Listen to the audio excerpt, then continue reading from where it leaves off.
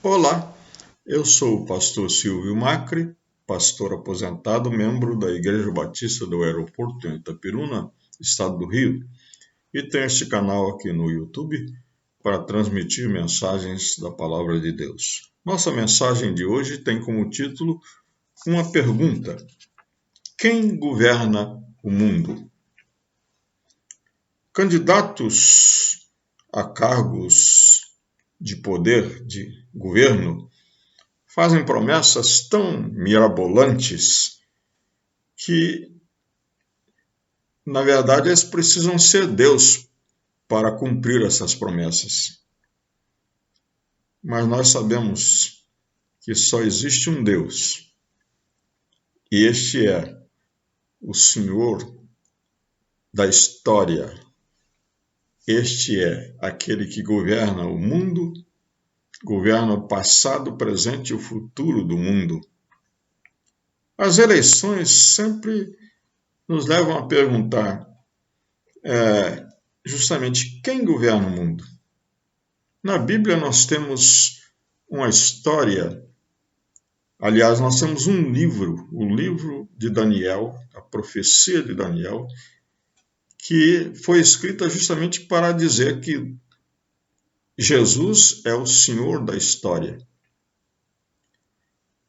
E temos ali uma narrativa de um episódio, logo no início do livro, que conta que Nabucodonosor, o imperador babilônico, na época era o homem mais poderoso da história. Então diz assim que ele teve um sonho. Neste sonho ele viu uma estátua grande, gigantesca, de aspecto assustador. A cabeça da estátua era de ouro, os braços e o peito eram de prata, os quadris e a barriga eram de bronze, as pernas eram de ferro, mas os pés eram uma mistura de ferro e barro cozido. Ele diz que, na continuação do sonho, uma grande pedra foi cortada da montanha sem uso de mãos humanas. E aquela grande pedra foi lançada sobre os pés da estátua, esmigalhou os pés da estátua, a estátua caiu e virou pó e foi levada pelo vento como palha. Este era o sonho que Nabucodonosor teve. E ele chamou os seus sábios, todos os seus sábios. Ele tinha uma grande equipe de sábios, que incluía Daniel, Ananias, Azarias e Misael, 4 jovens judeus que tinham sido trazidos da Palestina, da Judéia, eram exilados. Na verdade, os babilônios tinham conquistado o reino de Judá e tinham deportado a maioria das pessoas, principalmente dos líderes, das pessoas de posição, para a Babilônia. E ali, então, ele separou aqueles 4 jovens para pertencerem a esse grupo de sábios, de conselheiros. E Nabucodonosor, então, convocou os sábios e disse para eles não só interpretarem o sonho, mas dizerem qual é o sonho que ele tinha tido. Uma exigência absurda, né? Os sábios contestaram: se o senhor não contar o sonho, nós não podemos saber o que o senhor sonhou e não podemos interpretá-lo. Nabucodonosor se enfureceu e mandou matar todos os seus conselheiros, todos os seus sábios. E quando o chefe da guarda, o chefe militar de Nabucodonosor, veio procurar Daniel e seus amigos para executá-los, Daniel perguntou qual era a razão daquilo, porque ele não sabia ainda. E o chefe disse para ele: olha, infelizmente ele teve um sonho, ele quer que as pessoas digam qual é o sonho que ele teve e que interpretem o sonho.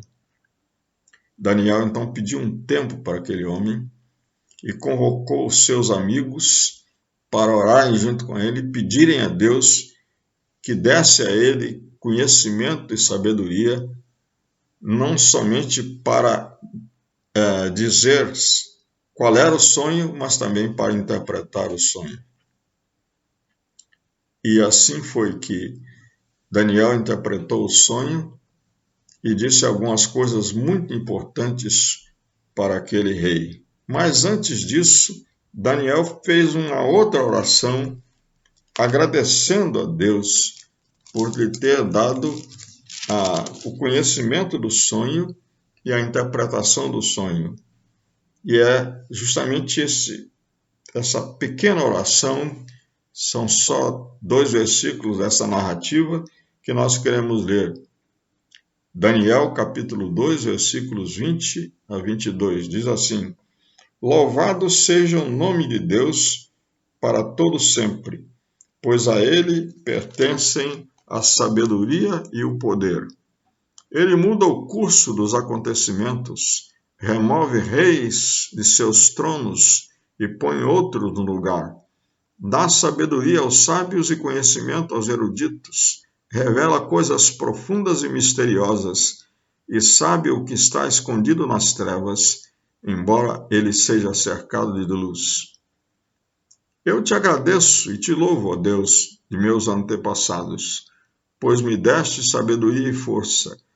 Tu me mostraste o que te pedimos, revelaste o que o rei exigiu. Quem governa o mundo? Quem governa o mundo é Deus, o Senhor da história. Quem governa o mundo é Jesus, que é o Filho de Deus, Senhor da história, Senhor também da história da nossa vida. Porque Ele é o único que realmente pode ser o governante do mundo. Primeiro porque Ele é onipresente, Ele é onipotente, Ele é onisciente. Ele muda aos tempos as estações, onipresente. Ele é onipotente, ele remove e estabelece reis.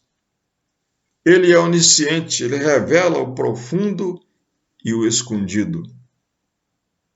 Deus está em todos os lugares, portanto, ele pode ser rei de todo o universo. Deus tem poder sobre todos os reinos do mundo. Deus tem conhecimento de tudo o que se passa na mente humana, inclusive o sonho que Nabucodonosor tinha tido e que revelou a Daniel. Precisamos de um governante assim, que não seja escravo da história, mas que seja senhor da história. Quem governa o mundo? Quem governa o mundo é Deus. Quem governa o mundo é Jesus. Porque Ele cumpre suas promessas e satisfaz nossas esperanças. Falamos agora há pouco dos políticos que fazem promessas que jamais cumprem. Sempre depois de um certo período, e mais ainda no final do governo, os jornalistas costumam fazer um balanço daquilo que o governante prometeu e daquilo que ele cumpriu. E sempre nós vemos que houve muitas promessas que não foram cumpridas, porque só se fosse Deus para cumprir. Aqui Daniel está agradecendo que ele orou a Deus e ele diz assim: Tu nos mostraste o que te pedimos e revelaste o que o rei exigiu. Mas nessa profecia de Daniel nós temos outras histórias muito interessantes. Por exemplo, esses 3 amigos de Daniel, Ananias, Azarias e Misael, cujos nomes foram trocados pelo rei Nabucodonosor, e eles passaram a se chamar Sadraque, Mesaque e Abednego, Uma certa ocasião, eles se recusaram a adorar uma estátua que o rei tinha mandado fazer. Mas eles tinham inimigos ali no meio dos conselheiros do rei, e eles denunciaram os três. Olha, esses três aqui se recusaram a se ajoelhar e adorar a estátua. O rei então chamou os três e disse: olha, vocês agora têm a oportunidade de fazer aquilo que eu mandei fazer. E então os três disseram: nós não vamos fazer. Nós só adoramos um Deus. Nós servimos a um só Senhor.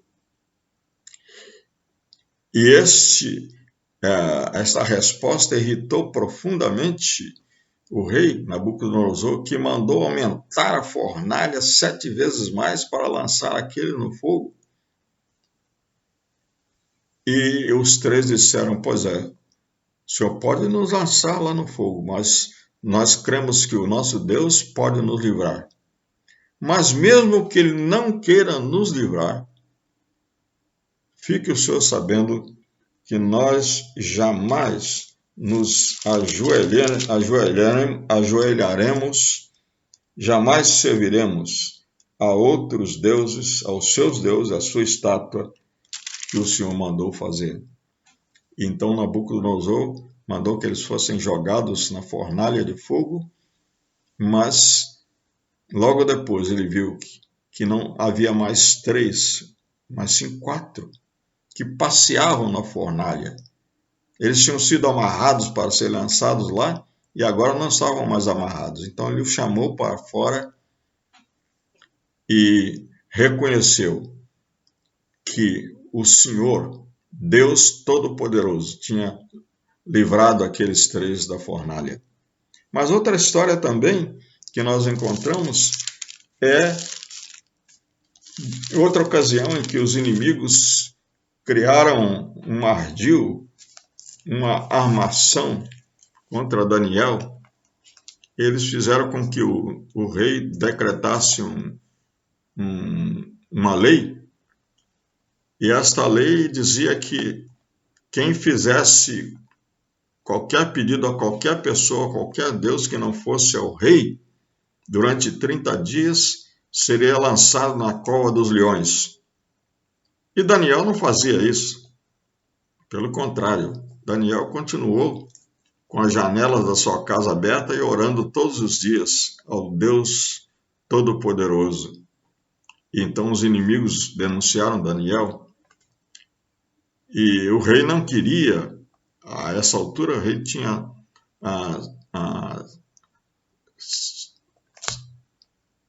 tomado de estima por Daniel, e então ele tentou livrar Daniel da cova dos leões, mas os seus conselheiros disseram: não, é lei que não pode mudar, o senhor tem que cumprir a lei que o senhor mesmo decretou. Então lançou Daniel na cova dos leões, mas Daniel não foi morto pelos leões. E no dia seguinte, Nabucodonosor chegou na beira da cova dos leões e disse: Daniel, será que Deus livrou você? E Daniel disse: Deus fechou a boca dos leões. E então o rei Nabucodonosor reconheceu. Ele disse: ele é o Deus vivo e permanecerá para sempre.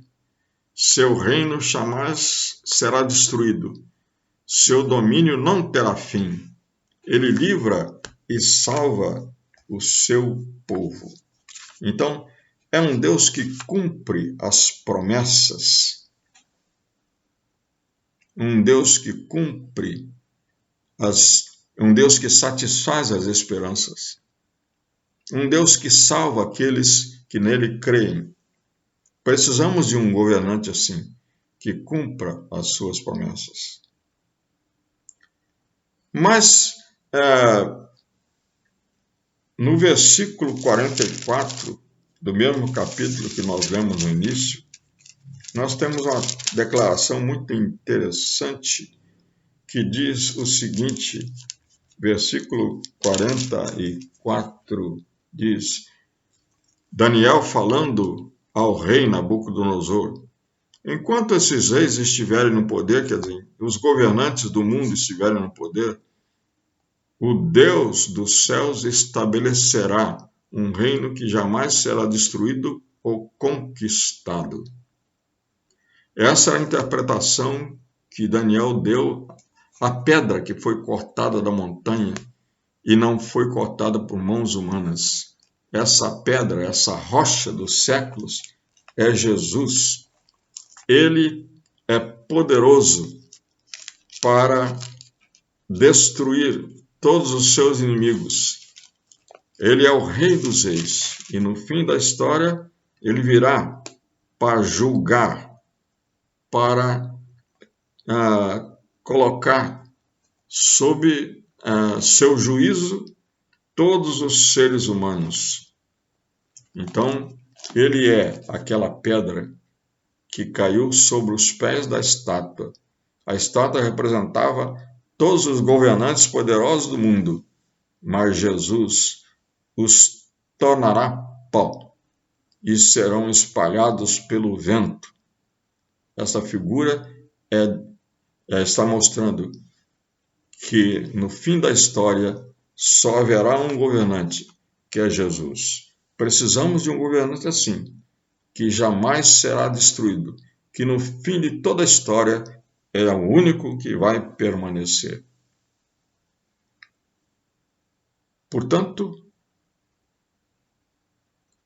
quando você ouvir essas promessas mirabolantes dos políticos, lembre-se disso.